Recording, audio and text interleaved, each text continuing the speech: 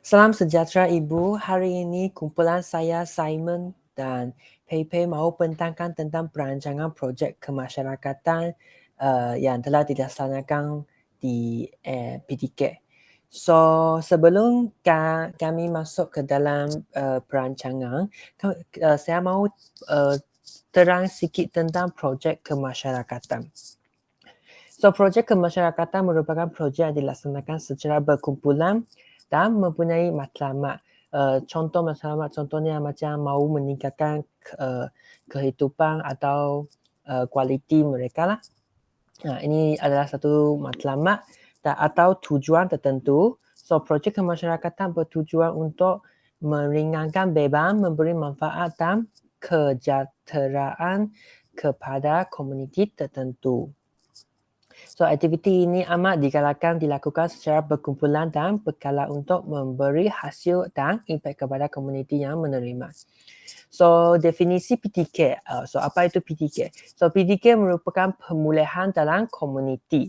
So, PDK adalah program yang diwujudkan oleh Jabatan Pembangunan Orang Kurang Upaya iaitu JPOKU dan Jabatan Kebajikan Masyarakat JKM.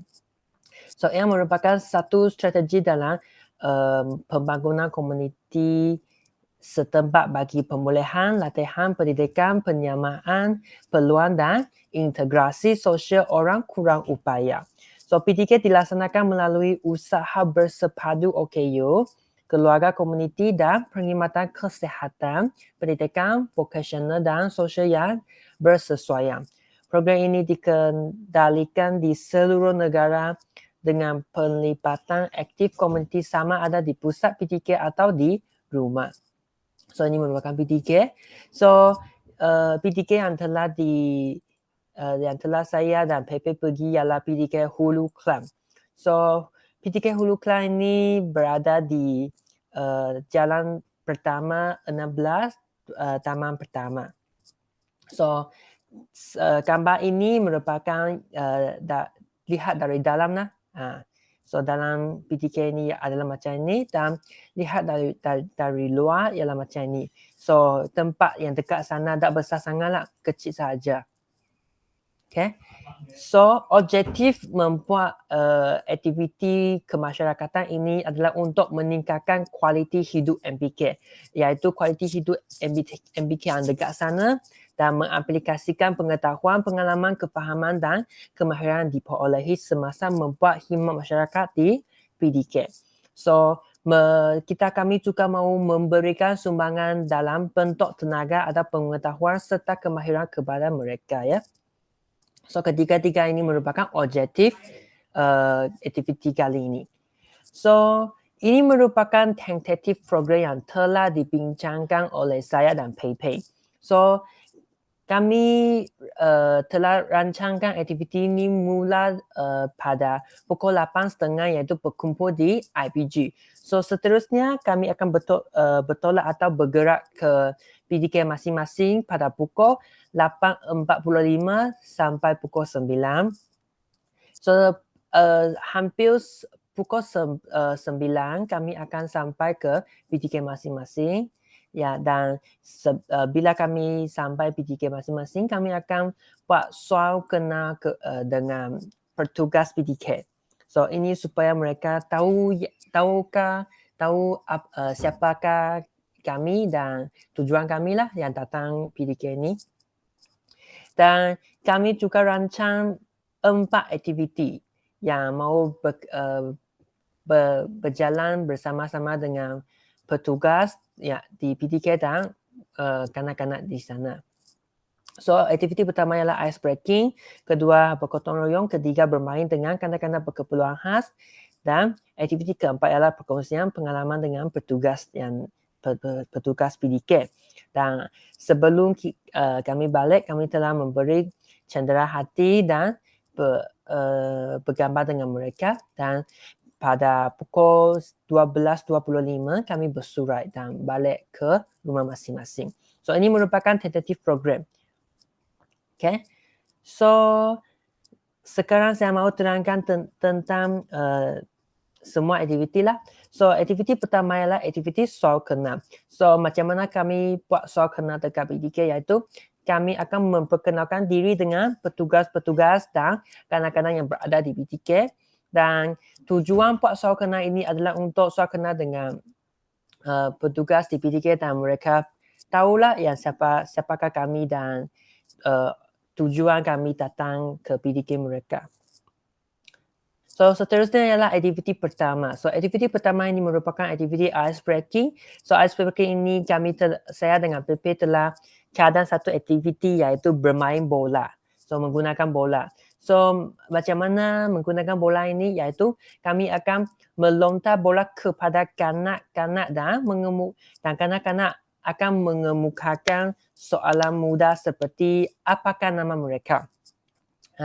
So maksudnya bila kanak-kanak kami akan baling bola. So bila kanak-kanak tersebut dia tapak bola, dia menerima bola, dia perlu menjawab soalan lah. Contohnya cikgu akan tanya, saya akan tanya dia, apakah nama awak? So dia kena jawab lah. Contohnya dia jawab saya Hafiz atau apa-apa. Okay. So seterusnya selepas murid itu sudah menjawab soalan, murid itu kena baling bola kepada orang lain. Dan guru akan tanya soalan kepada orang yang seterusnya yang telah menerima bola itu. Okay. So ice breaking ini supaya soal kenal dengan kanak-kanak di PDK lah, supaya mereka tidak takut yang kami yang datang lah. Okay. So seterusnya PP. Seterusnya ialah aktiviti yang kedua, itu aktiviti bergotong royong.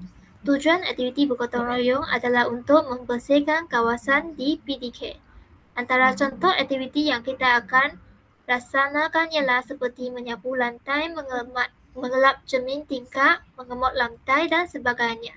Dan tujuan kita melaksanakan aktiviti gotong royong ini adalah untuk menyediakan suasana yang lebih bersih, lebih cantik kepada kanak-kanak berkeperluan khas yang berada di PDK. Jadi sekiranya suasana PDK itu cantik, kemas, maka kanak-kanak akan lebih bersedia untuk datang ke PDK untuk belajar. Seterusnya ialah aktiviti yang ketiga, iaitu bermain dengan kanak-kanak berkeperluan khas. Kami telah cadangkan beberapa aktiviti untuk bermain dengan kanak-kanak yang berada di PDK. Antara contoh aktiviti yang kita akan laksanakan ialah seperti menghasilkan lukisan dan aktiviti teng-teng. Aktiviti teng-teng ialah seperti di gambar raja tersebut. Dia ada nombor-nombor 1, 2, 3, 4, 5 dan seterusnya. Jadi kanak-kanak itu kena melompat dari nombor yang kecil ke nombor yang besar, seperti dari nombor yang 1 ke nombor 2, 3 dan seterusnya ke destinasi yang diingini. Jadi aktiviti ini dapat melatih motor kasar kanak-kanak. Dan seterusnya ialah aktiviti menghasilkan lukisan. Mungkin kanak-kanak boleh dibimbing oleh kita untuk menghasilkan lukisan seperti capan jari, capan tangan dan sebagainya.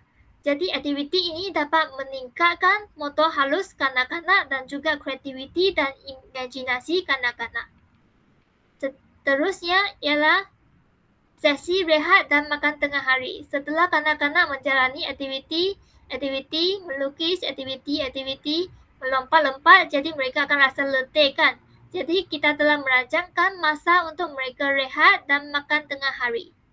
Dan seterusnya kita masuk kepada aktiviti yang keempat. Aktiviti yang keempat ialah aktiviti perkongsian pengalaman. Dalam sesi ini kami akan berkongsi pengalaman dan pengetahuan bersama dengan petugas di PDK. Dan tujuan kita merancangkan aktiviti ini adalah supaya kita dapat berkongsi pengalaman, berkongsi kemahiran bersama-sama dengan petugas, dan kita dapat mengaplikasikan pengetahuan yang kita ada dan kemahiran kita ada bersama-sama dengan petugas. Contoh yang kita akan berkongsi adalah seperti macam mana mengurus tingkah laku kanak-kanak, macam mana BBM yang lebih berkesan dan sebagainya. Jadi aktiviti ini dapat menambahkan ilmu pengetahuan dan pengalaman masing-masing. Dan seterusnya kita masuk kepada sesi memberi cendera hati. Kami telah menyediakan cendera hati sebagai tanda penghargaan kepada pihak petugas di PDK. Dan seterusnya adalah sesi bergambar. Sudah berakhirlah aktiviti kami akan bergambar dengan petugas-petugas di PDK dan juga kanak-kanak di PDK sebagai kenangan yang manis. Sekian sahaja projek kemasyarakatan kita. Jadi saya akan terangkan apa kesan projek yang kita akan rancangkan ini. Melalui projek kemasyarakatan ini, kami dapat meningkatkan kemahiran berkomunikasi dengan kanak-kanak di PDK. Sebagai contoh, semasa kita bermain dengan kanak-kanak di PDK, kita akan berkomunikasi dengan mereka, berinteraksi dengan mereka. Jadi kita boleh meningkatkan kemahiran berkomunikasi kanak-kanak di PDK. Dan seterusnya kita dapat meningkatkan taraf hidup kanak-kanak. Sebagai contoh, kita telah mengadakan aktiviti gotong royong. Dan melalui aktiviti gotong royong ini, suasana PDK akan menjadi lebih bersih dan lebih kemas. Jadi kanak-kanak akan lebih gembira dan selesa untuk datang ke PDK.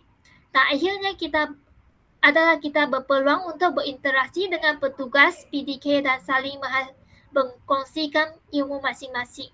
Sebelum ini kita macam kurang faham tentang apa itu PDK, pemulihan dalam komuniti. Dan melalui aktiviti tersebut, kita dapat berpeluang untuk berinteraksi dengan mereka dan kita boleh saling berkongsi pengalaman dengan mereka. Jadi kita boleh bermanfaatkan masing-masing. Sekian sahaja daripada pembentangan kami. Terima kasih. Terima kasih, itu sahaja daripada kumpulan kami.